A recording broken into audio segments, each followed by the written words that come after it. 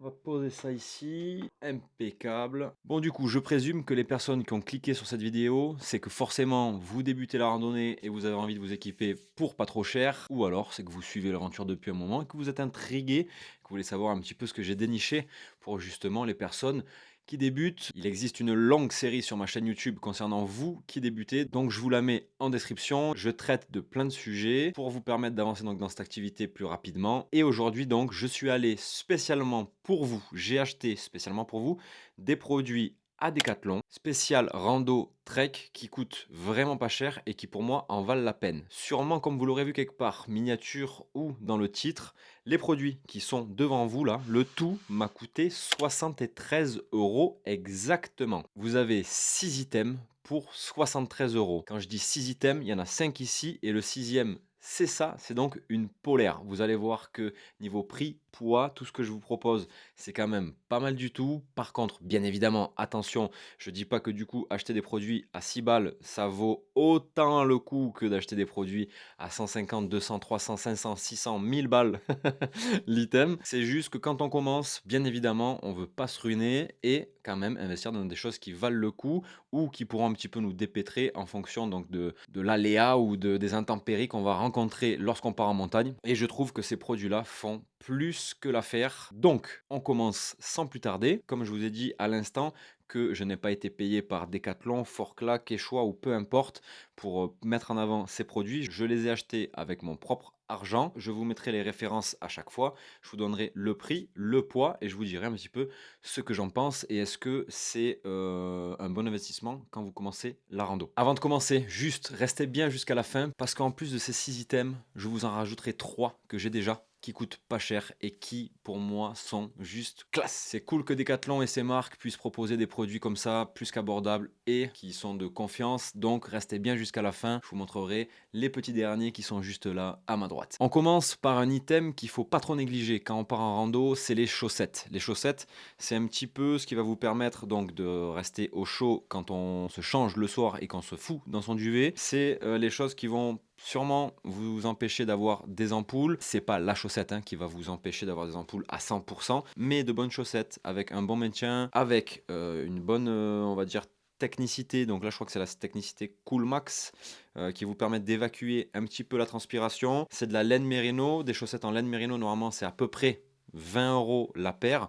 Là, on est sur 25 euros les deux paires. Donc 12,50 € la paire, ça vaut le coup. C'est de la laine mérino. Alors attention, on n'est pas sur, par exemple, un pourcentage de 60-70% de laine mérino. Là, on est bien en dessous. Mais on a quand même donc un traitement antibactérien. Niveau odeur, ça sera beaucoup plus agréable que des chaussettes en synthétique. La paire en taille 39-42 fait 51 grammes. C'est plus que raisonnable. C'est des chaussettes montantes. Donc vous pourrez les utiliser si vous avez des chaussures mid par exemple pour partir en trek. Yaya cet été est parti avec ces chaussettes là. Donc il en avait une pour le soir et la nuit et une pour marcher. Ben, il en était ravi. Donc vous pouvez très bien faire par exemple la traversée de Beldon grâce à ces paires de chaussettes.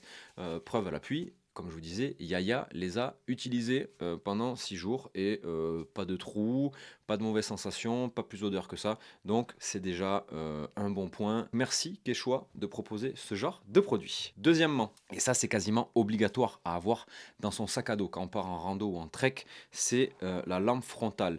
Une lampe frontale pour ceux qui débutent, qui ont juste besoin de s'éclairer un petit peu le soir, qui s'en foutent de trop regarder le poids, qui veulent pas se ruiner, qui n'ont pas envie de trimballer une power bank avec le câble, etc. pour la recharger en USB. Vous avez celle-là qui vaut tout simplement 6 euros. C'est vendu avec deux piles AAA. Donc en fait, en gros, c'est quasiment le prix des deux piles, le prix de la frontale. 30 lumens pour un éclairage jusqu'à 15 mètres.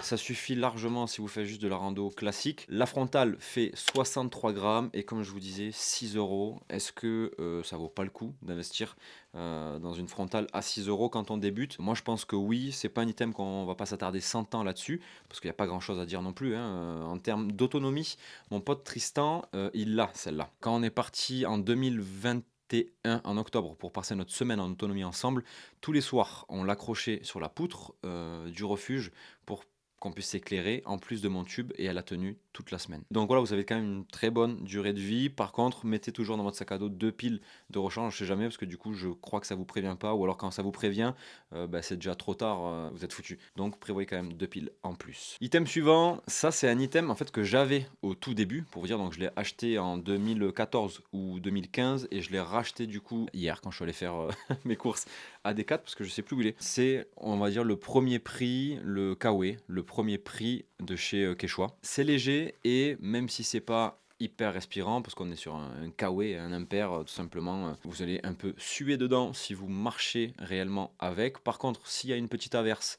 s'il pleut un peu, que vous êtes sur le camp et que vous avez besoin de vous mettre à l'abri, tac, vous prenez tout simplement juste ça. Je crois que ça vaut entre 10 ou 11 balles, je sais plus.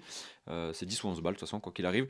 Et vous êtes à l'abri des intempéries, du vent et de la pluie. C'est génial. C'est une ouverture 3/4, donc ça s'enfile comme un kawaii. Et quand vous débutez et que vous avez juste besoin d'une petite couche pour vous abriter, ça suffira largement. Une veste imperméable. Déjà, je crois que chez AD4, je crois que c'est à peu près minimum 50, 60 ou un truc comme ça, voire 80, 100 balles, 100, 120, 150 balles peut-être pour une veste imperméable.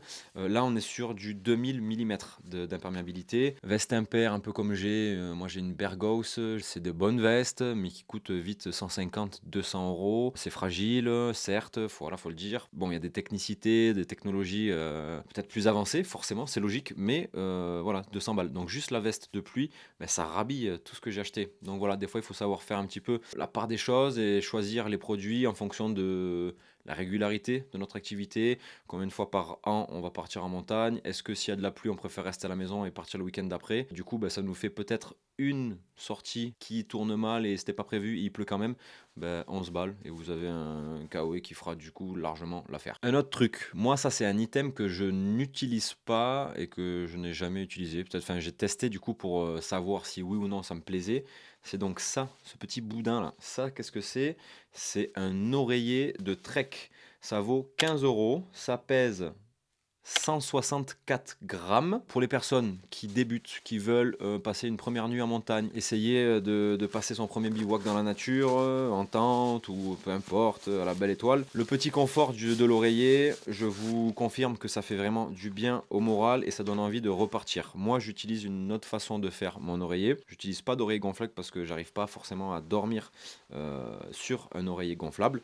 Celui de chez Forclaz, je l'ai déjà eu entre les mains et du coup, je me suis dit, je vais l'acheter pour le présenter et pourquoi pas partir une ou deux fois avec et ensuite le donner à quelqu'un qui sera intéressé ou on verra bien. C'est quelque chose qui est pas super léger. Il faut juste savoir que un oreiller gonflable de chez par exemple Nemo ou Sea to Summit, c'est à peu près 50 balles. Celui-là c'est 15 euros. Certes il est plus lourd forcément, mais la matière est super agréable au toucher. Ça se gonfle hyper vite, hein. Vous avez juste à on déclipse ça là.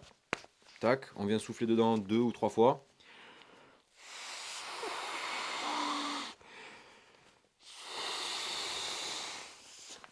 Deux fois. Il y a un clapet anti-retour, donc c'est impossible que ça fuit ou qu'il se dégonfle tout simplement. Et c'est super agréable, c'est doux, hein, franchement, c'est super doux, c'est confortable. Moi, j'aime pas l'effet, on va dire, un peu bombé et moelleux là je sais pas comment expliquer ça, de la poche d'air qui est à l'intérieur là, ça me dérange un petit peu. Bref, pour le dégonfler, voilà. Hop là, vous avez juste à presser, il y a un bouton pressoir.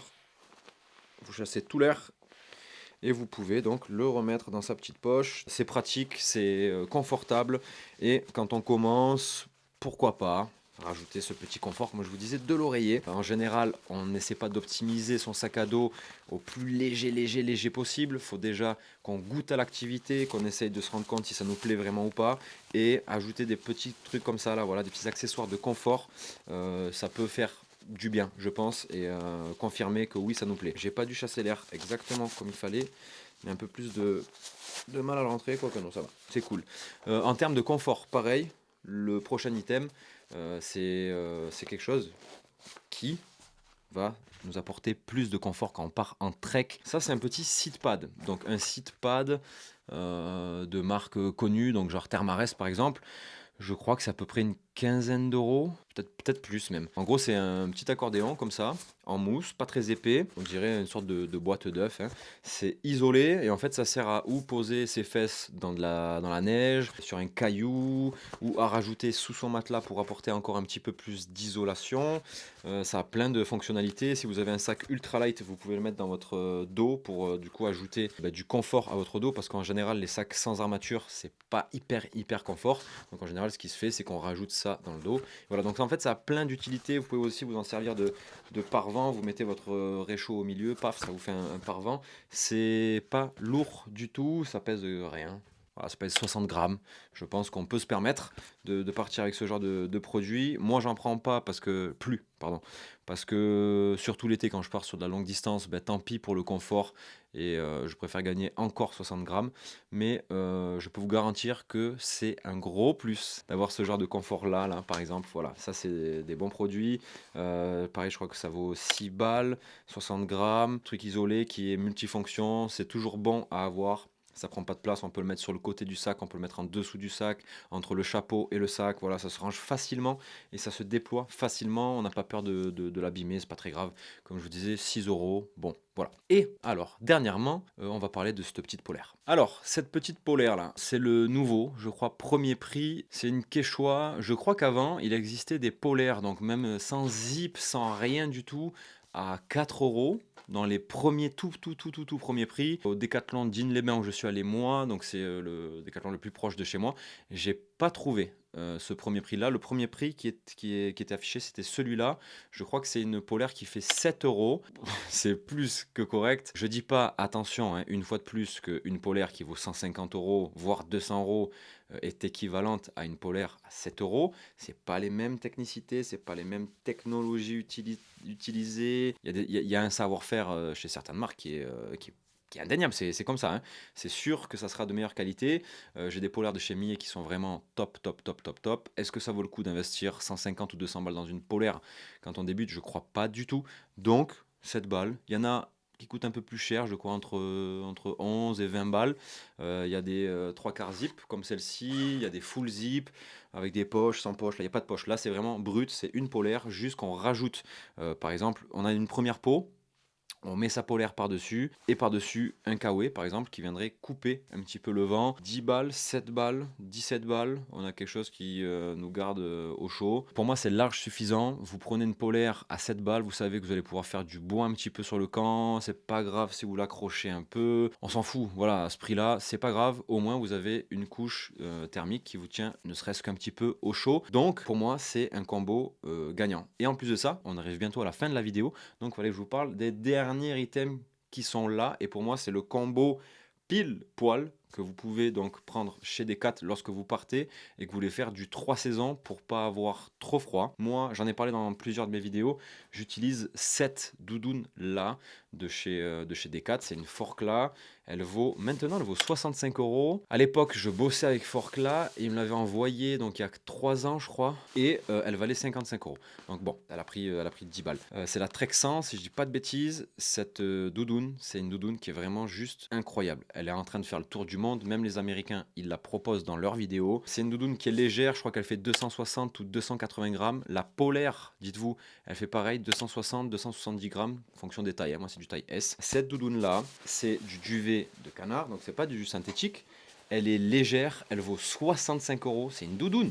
Capuche, full zip, l'épaule sur le côté. C'est du RDS, donc c'est là, on va dire la appellation pour dire que c'est pas du matraquage d'animaux, on s'est compris. C'est un truc, je m'en sers pour faire du bois, je m'en suis servi pour mon projet loup, je m'en sers pour partir en rando, pour faire des feux de camp, je suis devant avec. Franchement, c'est top. Elle a pas de trou, elle a pas d'accro.